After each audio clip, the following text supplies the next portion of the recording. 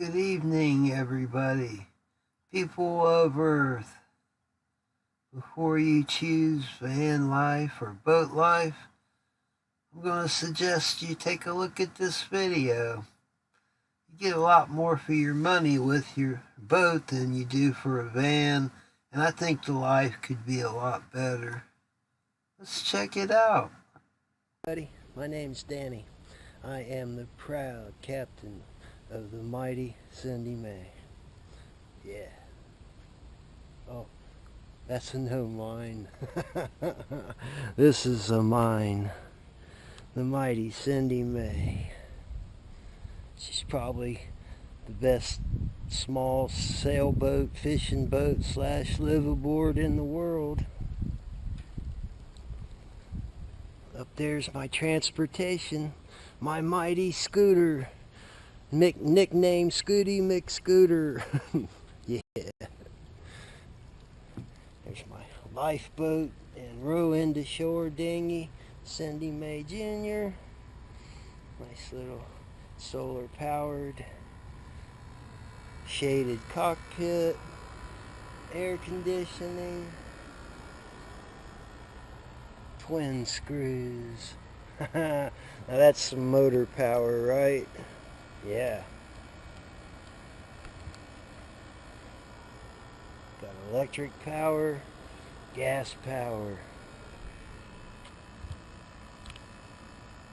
and sail power. Alright, let's go inside. Start this show.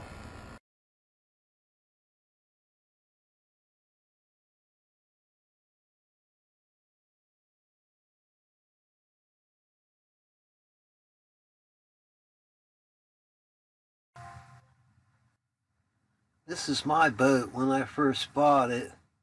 That is after a lot of cleaning and scrubbing.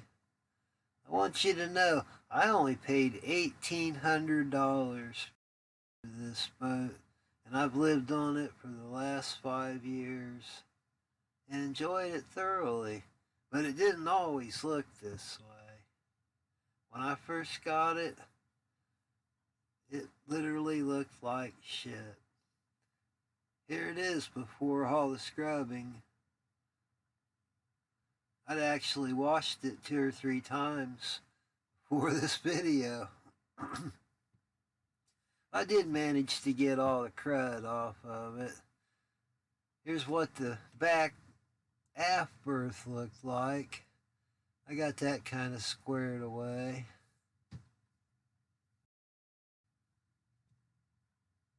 Kind of show you what the rest of the boat looks like here.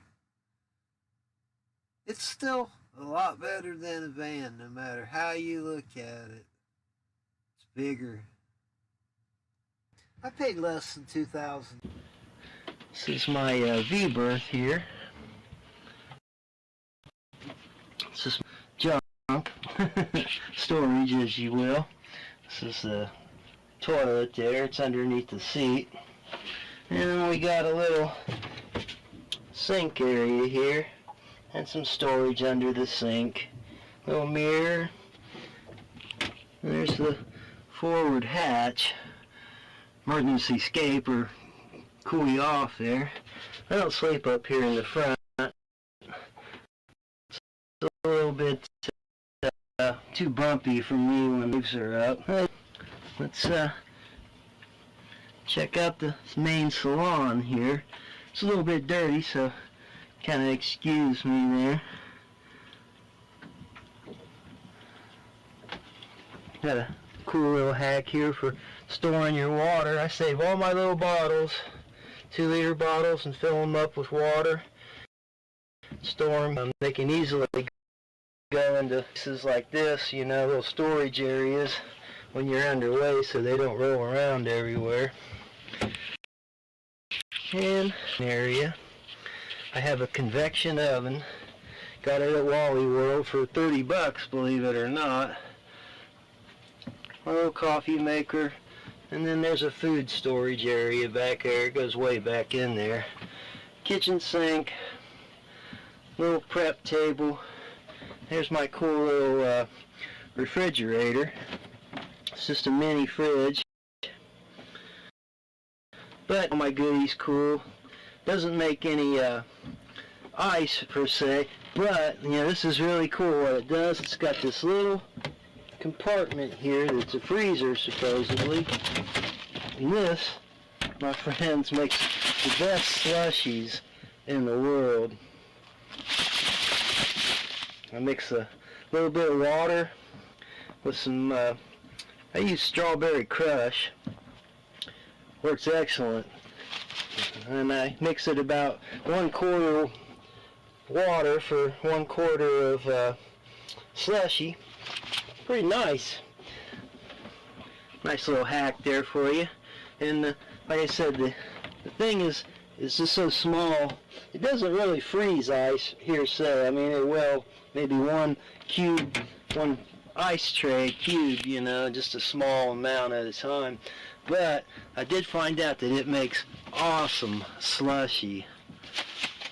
Can't beat that. I got this thing at Wally World, the refrigerator, about $100.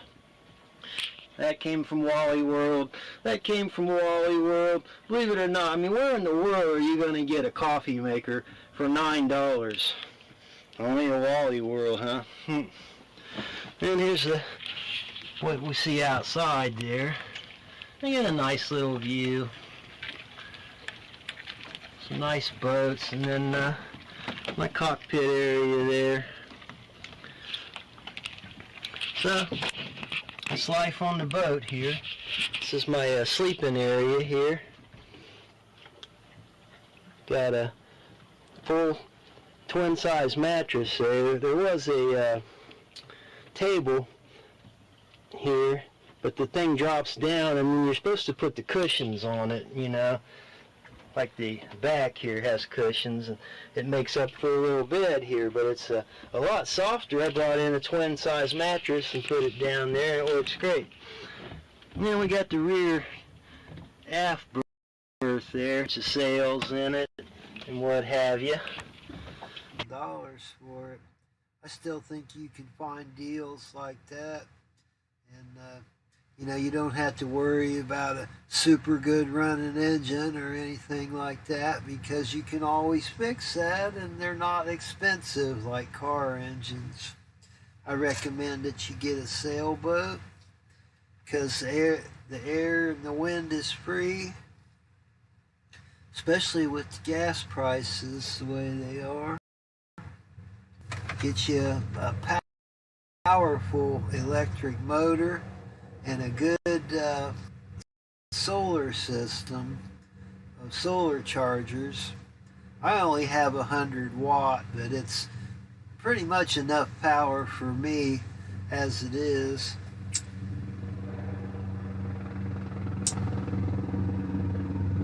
Got a helicopter there.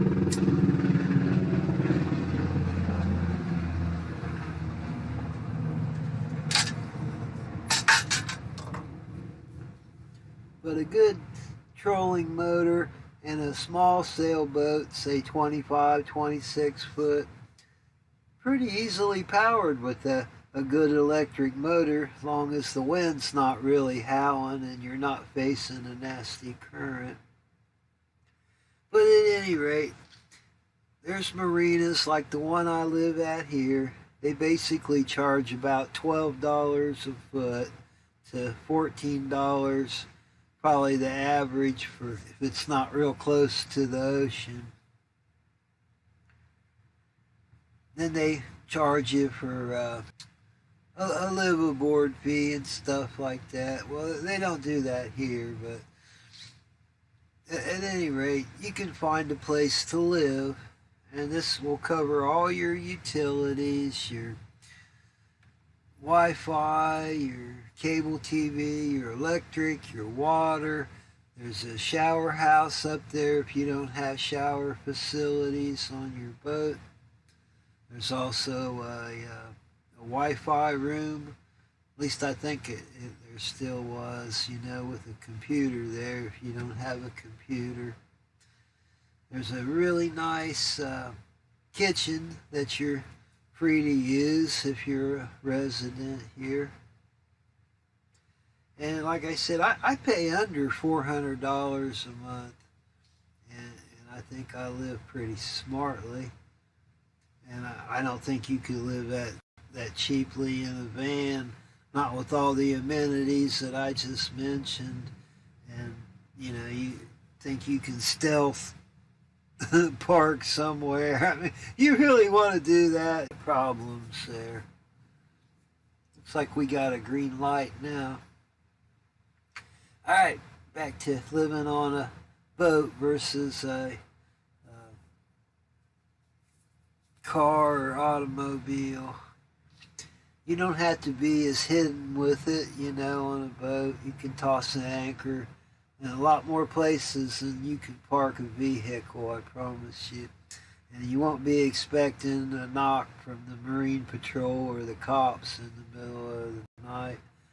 Nor do I doubt you'll have too many robbers, although I'm sure that pirating happens here and there. You don't see too much of that in the inland waterways, you know. So you get your same stuff you need for your boat that you do for a van, only it's bigger, you know. You include a good running motor and most everything you need in most cases. People are tired of paying for it, you know, because they don't use it. They need to sell it. There's thousands of them for sale out there. You just gotta look on Craigslist.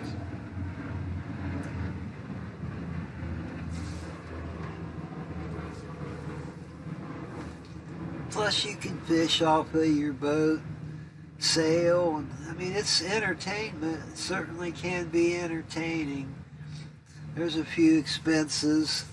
Every so often, you'll need to get the bottom cleaned, and every few years, you should pull it out of the water and get the bottom painted with the anti-fouling paint. That's usually around $1,000, I guess. That's if you have the places do it for you, anywhere from $1,000 to $1,500. Like I said, I haven't had mine done in 5 years, and it's ready. I'm sure it's ready. But you certainly get a much nicer view in a boat than you do, you know, on the van life. You're not cramped in a little tiny van. I mean, I have a bathroom. I've got a nice shower on the back of the boat. Got 2 bedrooms and a main cabin with a kitchen. I mean, you don't have too much of that in the van life, you know, unless you really want to spend some serious dough. Ray me. And then the gas is going to kill you. No, get yourself a nice sailboat. Live the good life. Live it pure, live it free. A van is not for me. Well, that's about it, people. Van life is not for me. Boat life, yee-hee. Get you a boat, man. Look on Craigslist. Sell your stuff and move in. Live free. Live nearly free. Live cheaply, but happily.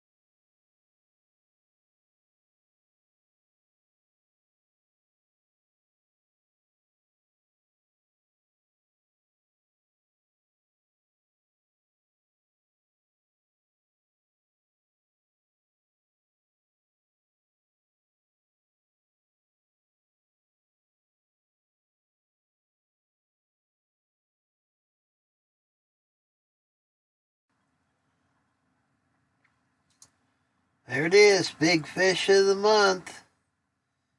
Giant channel cat. Pretty near 3 foot or better. Another reason why you should live in a boat. Screw that van life. If you enjoy it, that's more power to you. This is one of the reasons I really enjoy living on the boat. I can go fishing and I don't really have to go anywhere. I caught this right off the dock here from the cockpit.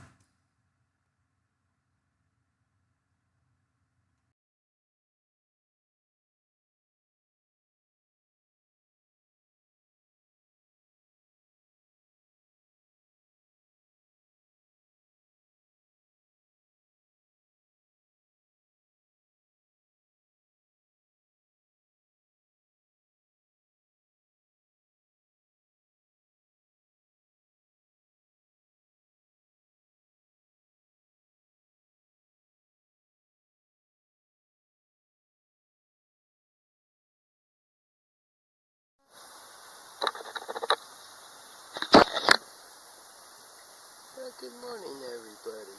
I'm feeding fish this morning. I'm feeding them little pieces of soft taco shell I chopped up. I'm also conducting a little experiment here. And I use sound where I tap the pan. And it drives them nuts out there. They just start popping the water like crazy. I'm assuming these are bluegills, big shiners, and catfish. Quite a feeding frenzy.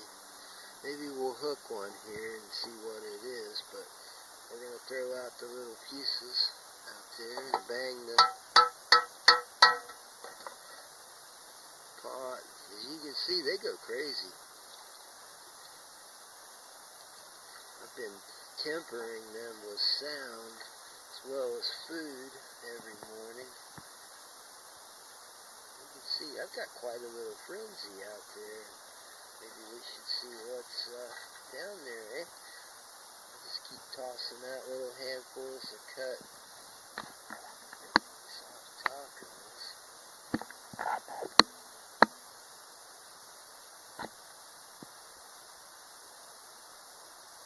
See, they've settled down now.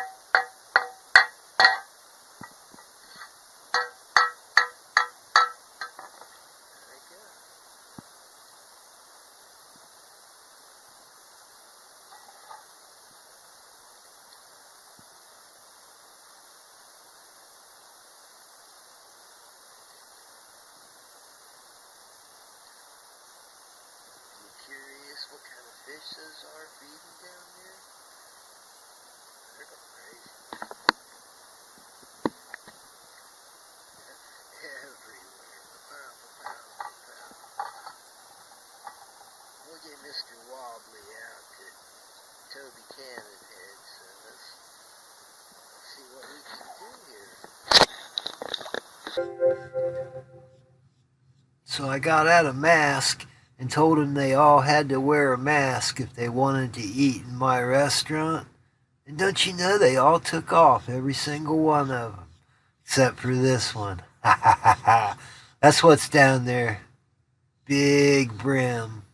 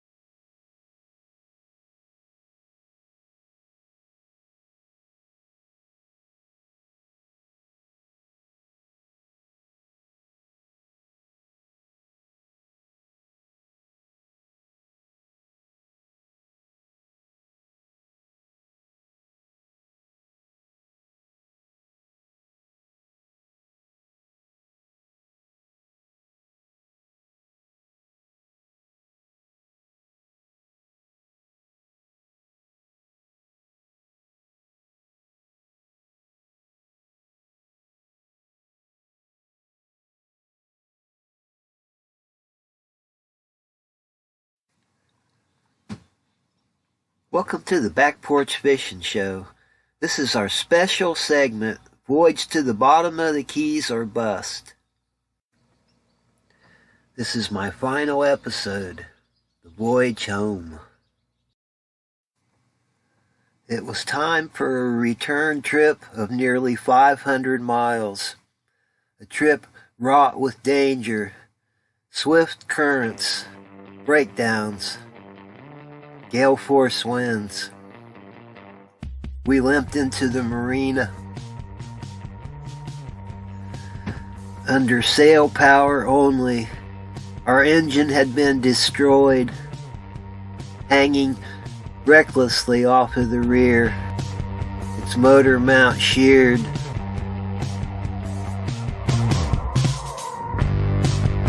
Just remember, people, no matter where you go, no matter what you do, somewhere in the world, it's 420.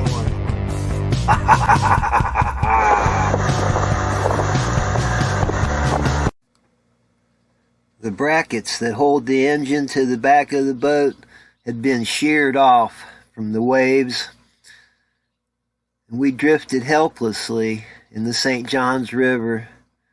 I raised a sail and sailed the last 8 miles up to the dock, and I made it to my slip just before the sun set, and the wind has lightened up just enough for me to manage to sail the last few yards into the dock and step lightly on dock, a sailing feat that even amazed me to this day. It probably wasn't the smartest thing to do in the world with those big, expensive boats parked next to me, but hey, when you gotta get in, you gotta get in, right? So I'm back at the old fishing hole. Let's catch some fish, people.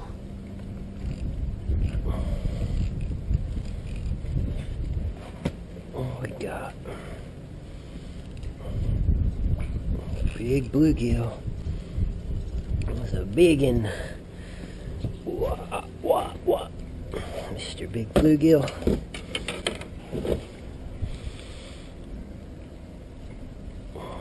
What's that magic word? Contact! Get the prop moving. Contact!